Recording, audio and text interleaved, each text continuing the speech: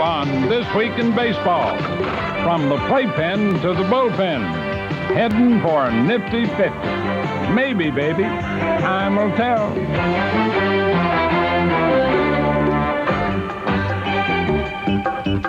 Bookman Bernie. There are other rare books back here. For example, I've got a copy of Connie Mack's baseball book. Signed by Connie Mack.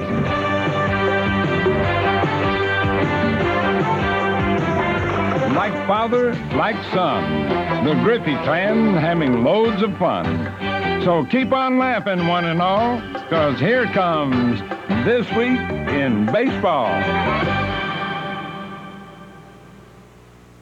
Sponsored by Purolator, the world's largest filter company.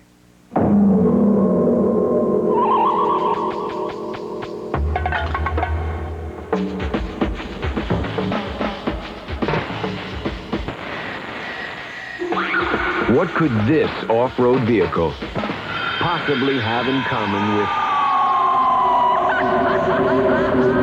this off-road vehicle? The same quality filter protection you can give your car from Purolator, the world's largest filter company. You know, I love coming to the park with Air Major.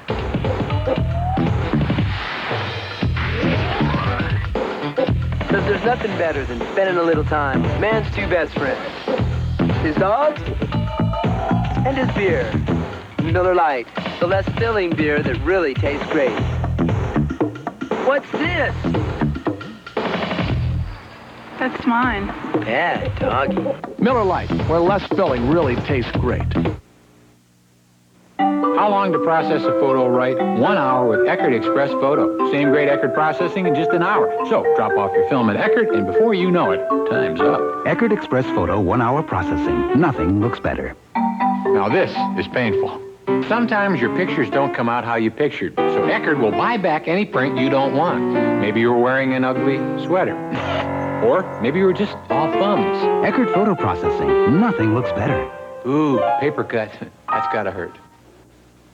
Thinking about buying a car? From a Ford to a red-hot Ferrari, you can now buy cars, trucks, and vans in good condition for hot prices as low as $100. Just call 1-900-HOT-CARS and find out where to buy cars for as little as $100. Cars repossessed by banks, confiscated or used by government agents are being sold today and every day nearby for hot prices as low as $100. Find today's hot deals. Call 1-900-HOT-CARS to find out where. 1-900-HOT-CARS. Call now.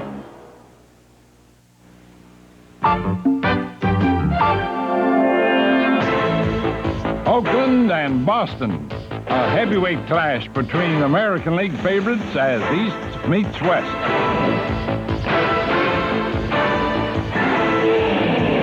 Both teams here are battling to win their divisions, and that's what you have to do first before you talk about any playoffs. So, we only have a 6.5 game lead, and, in our division, Chicago's playing well, so we're concentrating more on just playing well and winning as many games as we can. In Game 1 of the 3-game set, Steinbach capped Oakland's 5-run first with this 3-run blast, leading up to stopping Boston's 10-game winning streak. I was kind of sitting on slider, and he happened to leave that particular slider over the plate, and, I just got the good part of the bat on it. Then Ricky Henderson strolled up to the plate and did something he's never done before. Ricky hits one deep to left field, and there she goes! Ricky Henderson can go into the home run trot now. Homer number 24, but at Fenway, career round tripper number 1. How come, Ricky? I really never tried to hit home runs here because the early part of my first few years, I came in trying to hit home run and didn't hit home run and didn't get no hits. So I decided to go with the line drive, hoping that it happened. So it took it 12 years before it happened. Next night, a much ballyhooed pitching matchup between aces. 1, 2, 3.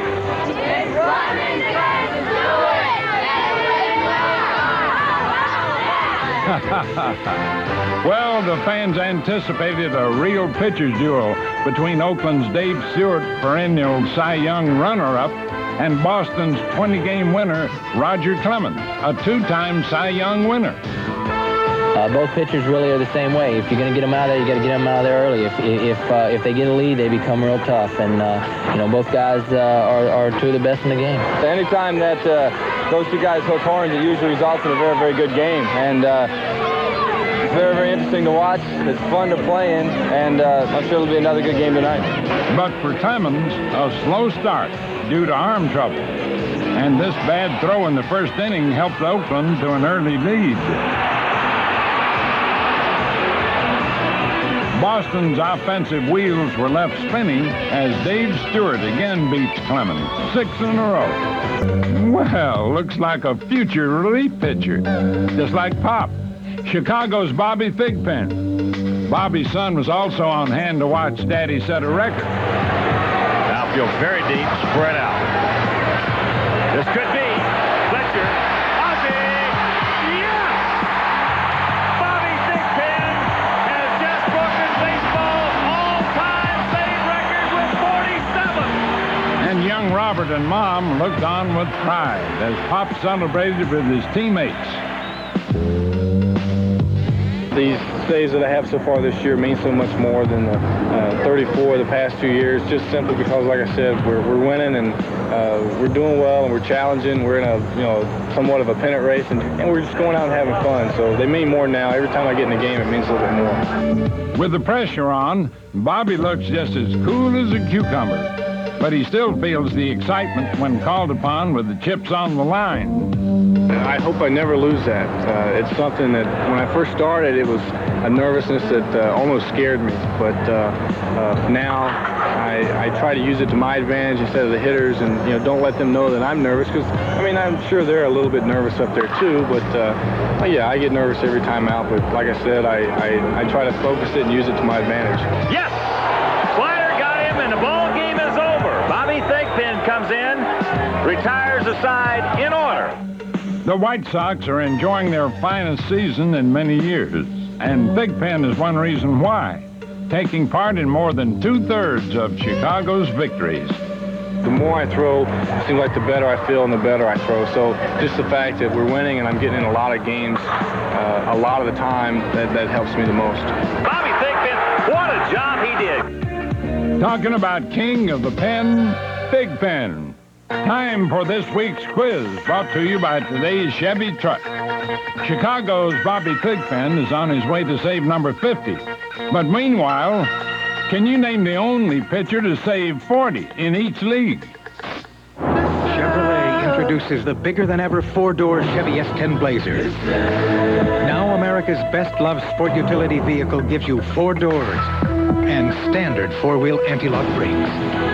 The bigger-than-ever, better-than-ever 1991 four-door S10 Blazer.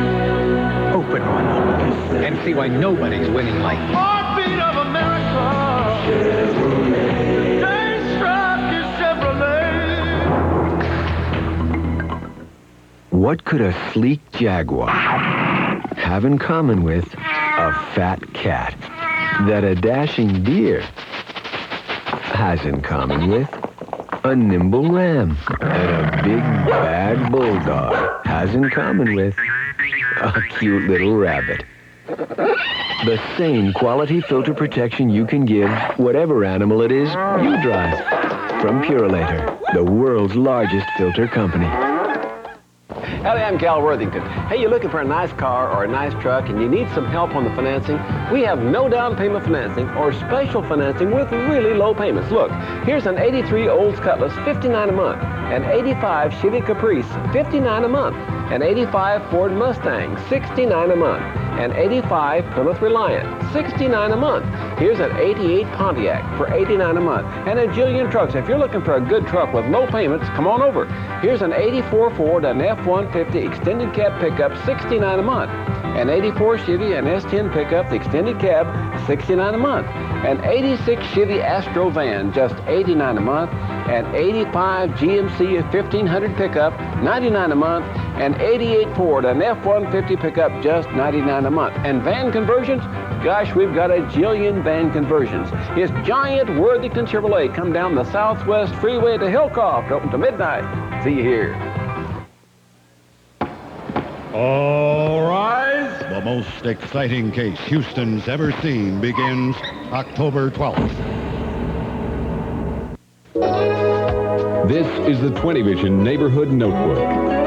Texas Fathers for Equal Rights purpose is to help parents better understand issues related to divorce matters through weekly meetings and monthly educational seminars. Call 24 hours a day at 960-0407. Keep watching for more from 20 Vision's Neighborhood Notebook. Let's answer this week's quiz now, brought to you by today's Chevy truck. Jeff Reardon, the only reliever to save 40 in each league, did it for the Montreal Expos and the Minnesota Twins.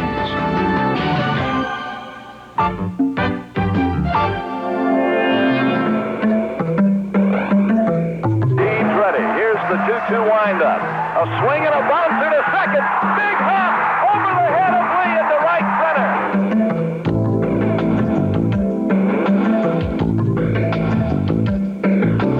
A swing and a shot down the right field line at the base hit. And there goes another no-hit bid for Dave Steve.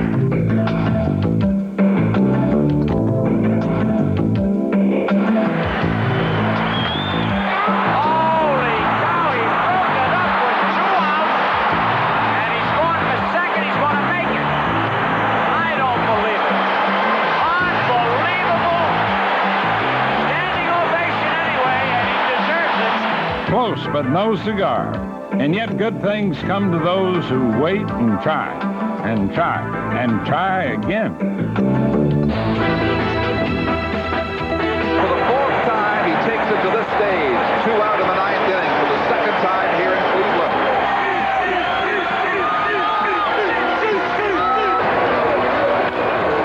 Into right field. He has got a no-hitter for Dave Steve. The long frustration is finally over. The first in Toronto Blue Jay history recorded here in Cleveland this afternoon. I remember sitting here last time thinking the same thing, and I didn't want to jinx myself, but I'd already thought about it, so that was that, and I just kept going at it like it was the 9th inning. I thought about that in the 7th, and I went out there like it was the 9th. I did the same thing in the 8th, and in the 9th inning, I didn't want to make any bad pitches and let them beat me on that, so luckily, last guy hit the ball right to the right fielder. Steve struck out 9, walked 4. At times, his control wasn't picture perfect, but this time, Mother Luck was smiling brightly. I was behind a lot of hitters, and they swung at some bad pitches for me, and I was able to get a few strikeouts that way, but I was struggling early on, and luckily they didn't get to me, and I was able to work things out. You got a lot of other reporters. Look at the crowd here behind you. All these Toronto fans here. Look at them. The fan club is sensational. A Steve spectacular. Hey, I'm glad to see those pearly whites. Time now to shake the cobwebs for This Week in Baseball's Twid Tales. Philadelphia's Terry Mulholland threw this season's 8th no-hitter. But folks, I suppose you didn't know, Terry received an unlikely bit of support from an unlikely source. The only thing that really stood out in my mind that was kind of what I think was kind of funny, or, just really something I won't forget about that game is in about the 7th or 8th inning, we got a new bat boy a few weeks before the game, and his name's Anthony, and he's a little raw and, a little naive, I guess, about some things in baseball. And nobody else was talking to me, of course. I got a no-hitter going, so nobody's saying much of anything except, go get him. And he walks up to me about the 7th or 8th inning and says, hey, you're really pitching good tonight, and that, it's just something that'll stick out in my mind. He told me, I came up to him and I said, good pitching, and he remembers that. I don't know why, but I don't remember it, but he actually does. At least he didn't say the words no-hitter, but at the same rate, he had guts enough to come up and talk to me and didn't, wasn't afraid to talk to me. Makes me think like I encouraged him to, do better. That's an imperial moment for little Anthony. It was fun, something I'll never forget.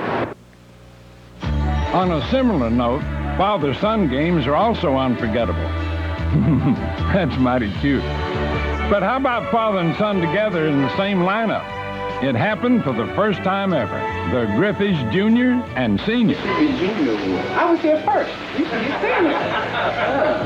I've been around a lot longer. You should get junior. But you came on my team. No, so that means you get senior. This is, I guess, the pinnacle, really. This is the thing that in my career that I'm very proud of. Very proud of. So, you know, you can talk about the 76 batting race and all that, but this is, for me, number one. You know, it all happened because he made it happen. I had been here for 18 years, so it's just a matter of him getting here. In his Seattle debut, batting second, with his son batting third, our proud Pop did himself mighty proud. And a base hit and his first time up as a Mariner. But 40-year-old Ken Sr. didn't outdo his 20-year-old son. He has a base hit. Back-to-back singles by Griffey and Griffey, and the Mariners are in business. Nothing to it, Dad. Anything you can do, I can do better, says Junior. The smile says it all, doesn't it? Father and son having a barrel of fun. But Ken Sr.'s all business out on the field. It's a fair ball. Karam's out to Ken Griffey Sr. He'll throw into second base, and Bo is out at second. From generation to generation, a scene to warm the heart. How about that?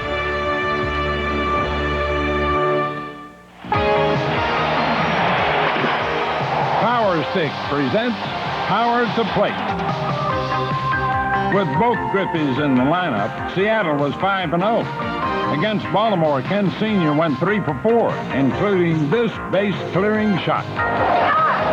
Ripped into right center field. Dave Valley will score. Omar Vizquel will score. Reynolds is being waved home. And the Mariners get 3 on Ken Griffey Sr.'s double. When you've got your power stroke going, you've got confidence that nothing's going to beat you. Power Stick. The antiperspirant so effective, you get 24-hour odor and wetness protection in just one wide stroke. 24-hour protection in just one stroke. Nothing's going to beat you. Power Stick from Fabergé.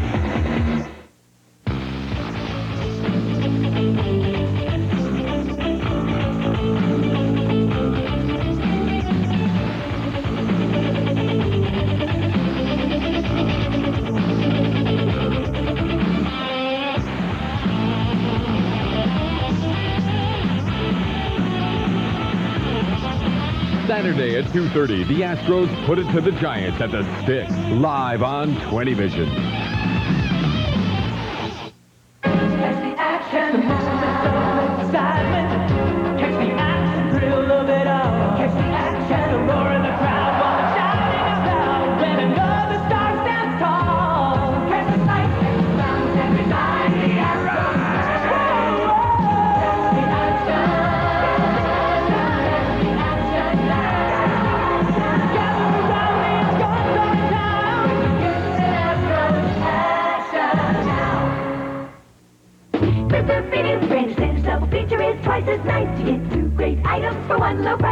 Right now at Rent-A-Center, America's largest rent-to-own company, a brand-name portable color TV and VCR starts at just $16.99 a week.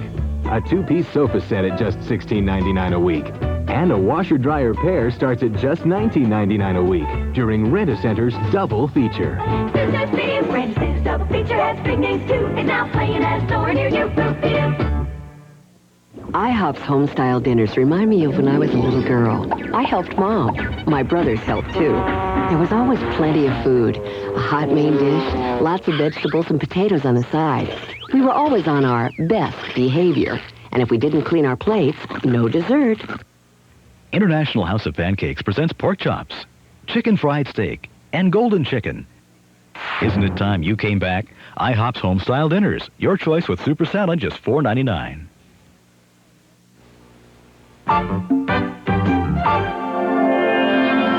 Within the urban setting of Richmond Hill, New York, there's a wealth of baseball literature. the Austin Bookshop, a place to find rare books pertaining to our national pastime. All sorts of tales, most of them out of print, collected by a former school teacher named Bernie Tatowski. Here you go, sir. That's $25. I've learned from over a long period of time how to buy and acquire books since 1954. And when we wanted to go into the baseball business, I knew where to find them and I knew how to get them quickly, so that in a very short time, from '86, this is the largest collection of old, rare, and out-of-print books in the country concerning baseball. When the people at the Hall of Fame are looking for a book for someone or someone wants a book, they direct them to the Austin Bookshop. Bernie's specialty, finding rare books. Been doing it quite a while. I travel all over the country looking for baseball books, but most of them come to me through the mail from men and women in my trade who know that I buy them and will be glad to sell them to me. This one, for example, just came in. This is the first edition of the Encyclopedia of Baseball from 1969. This is a collector's item because it has stuff in it that was not put into the later editions, and people look for this book. It's worth about $50. Over the years, Bernie has helped some big-name clients. People like baseball's late commissioner. Just a few weeks before Bart Giamatti died, he called looking for books for his own library. And when he called, he was very modest on the phone. He didn't say, "This is Commissioner Giamatti." He just said, "This is Mr. Giamatti calling, and I want to buy some baseball books." I knew it was Giamatti, but I thought I'd put him on a little bit, and I said, "Which Giamatti are you?" And all he said was Bart Giamatti. He never said that he was Commissioner Giamatti. And he was interested in books about former commissioners, particularly the book about Judge Landis that was written by Spink, which he bought from us for his own collection. And some of the breakthrough baseball books that we have right here at the beginning of the shelves are Jim Brosnan's The Long Season, which was the first time a baseball player did a really accurate depiction of what it was like to be a baseball player in his own diary. No one wrote this for Brosnan, he wrote it himself. And then the second important baseball book of recent times is Jim Bouton's Ball 4, which made baseball players into human beings. They just weren't cardboard figures anymore. An extraordinary man in the history of baseball was Moe Berg, who we later found out was a spy for the United States before World War II in Japan. And this copy is signed by the authors and also happens to come from Gerald Ford's collection, the President's collection. Of course, a ball player's autograph boosts the value of a book considerably. Joe Pepitone, Hank Baroe, Tom Sturtevant, and Whitey Ford, the chairman of the board. There are other rare books back here. For example, I've got a copy of Connie Mack's baseball book, signed by Connie Mack. Connie Mack was Mr. Baseball, and this is an extraordinarily fine copy of the book in great shape, and the signature is authenticated by the fact that there was a facsimile on the front cover, and you can see it's the same as the signature on the inside. And this book is worth about $175. Baseball is not just on one level. It cuts across all economic levels, all social levels, all age levels. It's an equalizer. When I want to talk to my son and we have nothing to talk about, we can talk about baseball anytime. You can always talk baseball to anybody, on any level. And that's what makes the game so great, and what makes the interest in baseball books so great for me. Another important pair of baseball books that I have, and these are the last two copies of these books, are Mel Allen's It Takes Heart and his other book called You Can't Beat the Hours. The last two left. How about that? How about that is right. Hold them for me, will you, Bernie? In Atlanta, the Braves' 1990 story hasn't been very compelling, but of late things have been looking up. A tale of justice. Dave Justice, that is. After taking over for Dale Murphy in right field, Mr. Justice feels right at home. I had to think a lot on defense, and I could say it did take away a little bit of my concentration on hitting. But once I moved back into the outfield, I could devote more time to my concentrating on my hitting and thinking about what I was going to do at the plate, and it's worked out all right. High drive to right. Glenn Wilson is out of real estate, and it's gone. Justice has hit for power and average. His sweet swing reminds some folks of a Hall of Fame slugger who once played for the Chicago Cubs. Talking about Billy Williams. Dave, in my mind, was always a true hitter, a true swinger. He had a swing, to me, similar to Billy Williams. And if he achieves what Billy did, we've got a great player in our hands. And he is a great player. He's a great right fielder, good arm, runs good. He likes to win. And that's what I like about him, is his makeup. And if Justice has its way, Dave should become the National League's Rookie of the Year. His uniform number tells you how many homers he's already hit. I think it's probably going to be between Delano DeShields and Dave Justice. And I tell you what, as far as helping out the team, Dave has really helped us a great deal. And if they go on that, then he should win it. Another Brave in line for a postseason award is Ron Gant. Could win Comeback Player of the Year. After spending much of last year in the minors, Gant has enjoyed a career season.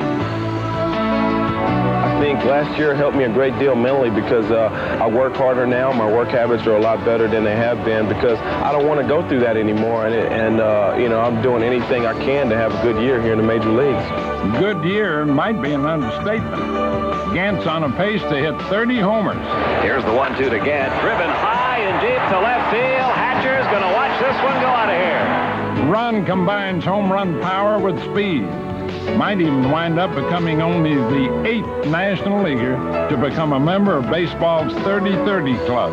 30 homers, 30 stolen bases. Yeah, I really think he's going to do that this season, and for next year he would repeat on that very easily. In my mind, he could steal more than 30 bases. There's very few catchers and pitchers that can hold him and throw him out. A combination of power and speed. Rare indeed. And add to that, a touch of maturity. All the things that have happened to me, it made me grow mentally as well as physically, and I feel like I've grown up a lot. Now, our Players of the Week, brought to you by Gatorade. Batters up, Dave Justice, Ron Gant. In a win over the first-place Cincinnati Reds, they tomahawked back-to-back round trippers. Gant belted home run number 26, and on the very next pitch, Justice hit number 22. There's another drive. And he killed this one. A few more votes for Rookie of the Year. When things get this hot, you know something's going down. New orange and new fruit punch Gatorade. Now with more orange, more fruit punch, more natural fruit flavor than ever. Cooling that heat with fluids, minerals, energy. New bigger and better orange and fruit punch. Gatorade. Going down easy, just like the other team. It's Thursday for that deep down body surf. Next week on This Week in Baseball, a peek at the new Comiskey Park with Bob Vila. I'm here in Chicago to give your viewers a first-hand look at one of the most exciting construction projects anywhere in America. That's all for now, folks. See you next week on This Week in Baseball. Travel arranged through Continental Airlines, with more flights to the fun and sun of Mexico than any other U.S. airline. Continental, working to be your choice to the world. Lenny Dykstra wrote a book when he was with the Mets called Nails, which is very popular here among the women in Queens. Lenny Dykstra evidently had quite a number of fans in Queens. Just to stop for a moment, you can take this down. You might be interested where the word book bump came from. Where's that? When my daughter was single,